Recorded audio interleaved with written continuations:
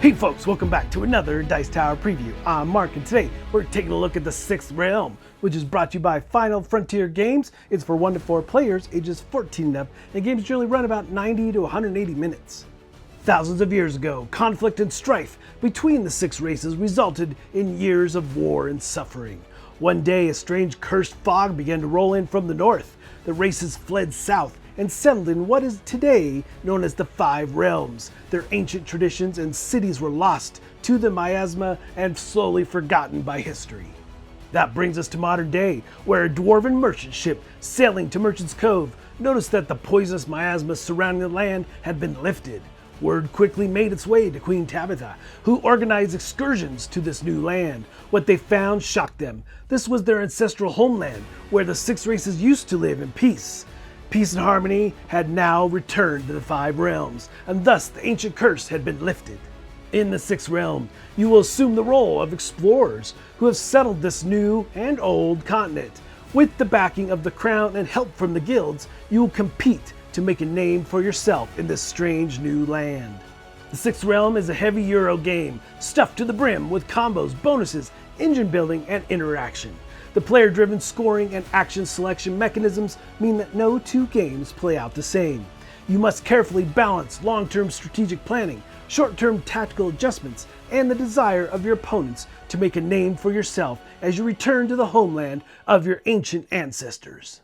So this is a big game with lots going on.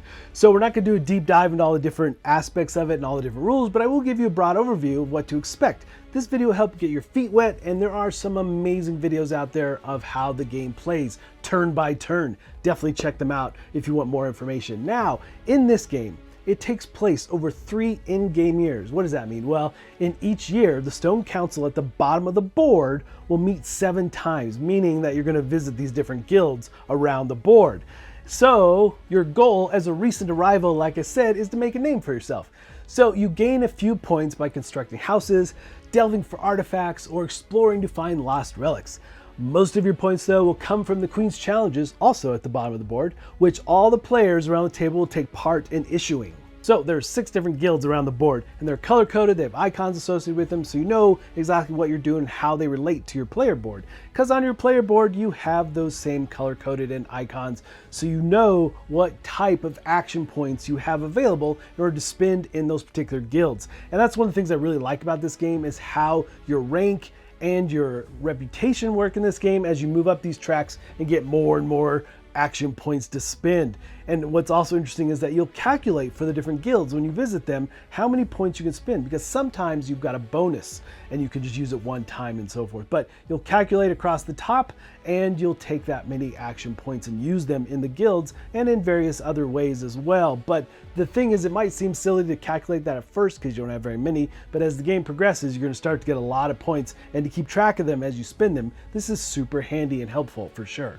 Now, these different guilds, you've got merchants, which are green, you've got builders, which are gray, adventurers, which are red, you've got navigators are blue, scribes are brown, and historians are purple. Now, there are several different tracks within these different guilds and things as well, and a lot of the things you do in the game relate to one or the other, and they all kind of tie together in the end, which is really, really interesting, and how you best use them. And of course, there are icons you see out on the board, and there's a ton of them to look at here, but you just know that they give you bonuses every time you land on them. Like if you go adventuring into the dungeon and you move along these different spots, you're going to get the bonuses that you land on, which is really nice. And that's pretty much true for all the different areas that you're going to be visiting, which there's a lot of icons to take in, but they do give you a handy guide in the back of the rule book, so you can easily identify and use them however you need to. So several of these icons are going to do various things. One of the neat things is that you've got books below your rank and your reputation, where you will flip them potentially to get a bonus point, flip them again to raise your ranking in that particular realm. So you want to be on the lookout for those in the different areas and the different guilds that you're visiting. So you're going to start the game off with 3 resources. Now, these resources represent the different guilds, and they all have a dual purpose, and you can ever only have 2 of each through the course of the game. There are ways to get more. So if you look at these, you'll see, again, they're color-coded with each. You have the merchants and the builders teamed up, green and gray, adventurers and navigators, which are red and blue, and scribes and historians that are going to be brown and purple. You'll see that all those matching colors are on these, and in order to use them, you will exhaust them. And you're looking for ways throughout the course of the game to refresh them to make them usable again. But one of the big things you might use them for is at the bottom of the board. When the guilds come around for the different actions you're going to be taking, you'll see the queen's trident is pointing, the one in the middle is the one she's telling everyone to do. But you have the option for the ones off to the left and right of that in order to take on different types of actions. So you'll exhaust one of your resources in order to do that. But again, this is just one of the uses of those, and you're always looking for ways to refresh. On your player board, there's a few other things we should look at. We've got counselors, which you're going to be positioning around the stone circle through the game in order to get favors, so to say. So your first player, being first in this game is huge. So that's one of the ways that that first player marker can change hands as it moves around the stone circle and comes to your counselor. And you can even bump counselors out. If you do bump one out, they get victory points though. So make sure it's really what you want to do. Once that whole area is filled with 3 counselors though, you can't bump anymore. But you also have houses where you'll be building. You've got bridges and towers that you'll be using when you're navigating in the top part of the board. So as those things come off your board, you'll start to reveal spots, again, icons that can become usable. As you visit the harbor and get the different envoys there, they can start to come to your board and you can start to use them in order to take advantage of those bonuses around your board as well. So there's a series of free actions in the game as well that you can take that tie into this really, really nice thematic nature of this, is that you need ink in order to scribe in the scrolls. And you can gather more scrolls by going to the historian area and putting them at the bottom of your board. But you start off with 2, and one of the big ones is refreshing your resources. So you'll spend an ink and put it on there, but you'll also have to find ways to remove that ink and refresh it, so to say, and gather even more ink so you can do even more things on your turn. I really, again, I like the thematic nature around that and how the scrolls work. It's really pretty cool. So let's take a brief look at the different guilds and what they do in general. So starting with the navigators, they're the blue ones. You'll see a banner in each of the guilds that will show you what you need in action points in order to do various things within that guild. Here we're going to be building bridges. And as you build bridges, you'll gain bonuses from the different icons. But you really want to connect the different cities together. And where you connect, you can build a tower in order to take one of the relics that are there. In a 2-player game, there's 2 of them, but in all other player counts, there's only 1. So, but you can never bump somebody out, so to say. So you can only build there once, which is a really interesting aspect around the 2-player where you have a couple choices on the relics. Relics can go into your cabinet, giving you even more bonuses. Yes, you have a little cabinet to store those in, which is pretty cool. Again, kind of thematic to the game for sure.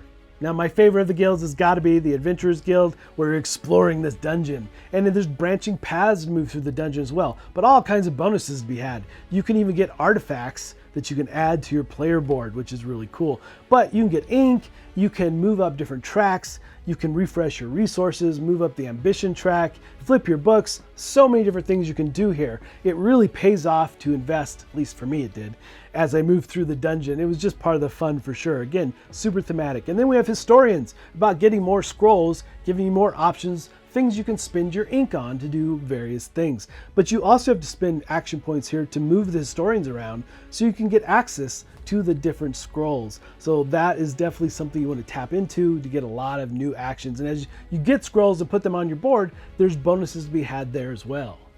And each of those scroll spots will show you how many action points it takes in order to put a scroll there. So that is definitely something to keep in mind as you're acquiring more and more of those. Now you have the resource or merchants guild, and this is all about resources. So as you move out from the center, it'll start to move around the track, and each player will have to choose which direction it moves. You can never move back to the one you were on, but it continues to move in one direction or the other. But the different guilds represent the different colors and everything you're doing in the game, right? So you can refresh your different resources, you can gain another resource, or you can flip one of your books, so to gain more ranking within the guild. And then we have the Builders Guild, which becomes this polyomino mini game, and really all the guilds are kind of this mini game built into a larger game, which I really found fun. So, but you'll take and spend your action points to get foundation pieces, small, medium, or large, covering the different areas. You'll be starting from the outskirts and moving your way in and attaching to other foundations that are already present. But you have to fully cover the spaces to get those bonuses. You cannot cover half a space. So you have to be very mindful about the puzzle aspect of it as well. But once you do, then you can build a house in an area, giving you more bonuses based on the column and the row that you're in. And finally, we have the scribes. This is truly all about dealing with ink. You can spend an action point to get more ink, or you can spend an action point to remove one of the inks that are on your scroll, putting it back to the supply. But you also can spend 3 action points to remove all your ink. So it's a pretty powerful aspect when dealing with those free actions, you know, and having enough ink in order to do more and more of that kind of stuff. Again, I really like that with the scrolls, you're scribing with the ink and so forth. You also can gain popularity in the game. There are star icons in various areas, and as you move over those or activate them, you can move up the track next to the harbor. This is where you're going to gain those envoys to put on your board to take advantage of other things that you can do, bonuses and various things as you uncover those spots on your board. But it's very important to note that based on the year, the main overall year of the game, you'll move up that track by 1, 2, or even 3 later in the game, moving up very quickly in order to get the envoys, because it gets harder to get them through the course of the game. So at the very bottom of the board, we have the Queen's Castle, and around the edge of it is where you'll be scoring your victory points. And inside of the Queen's Castle is where you'll be putting feats.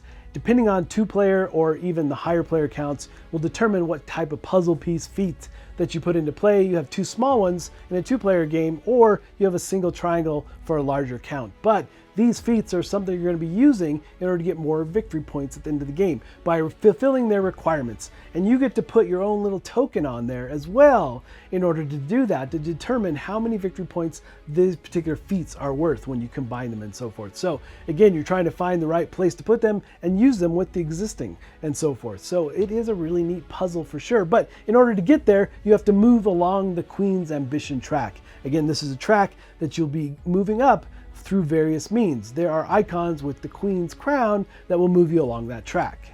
So again, that's just a broad overview of everything that's going on the board. There's just so much and how things relate to one another and how you might move up one track versus another, or specialize like in dungeon delving, or whatever you might be doing really will depend on which guilds that you're kind of focusing on and so forth. And what's really neat is that the guilds around the circle are going to be random every time you play, and there'll be some variation there too. Sometimes folks can switch things up through the course of the game. So it's things to keep in mind for sure, but I really like everything going on here. It feels very thematic to the overall theme of the game for sure. And like so many games, in the end, you hope you have the most victory points by the end.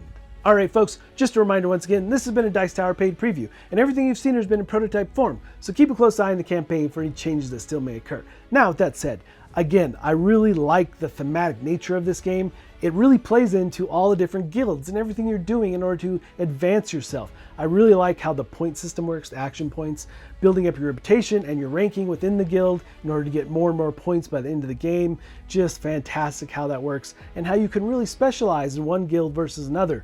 But you do need to move around the board and do various things for sure in order to maximize your points and how you might win the game, right? So it definitely, everything you're doing definitely plays into the theme of the game. But folks, ultimately, if this looks like something of interest to you, I'm sure they'd appreciate your support.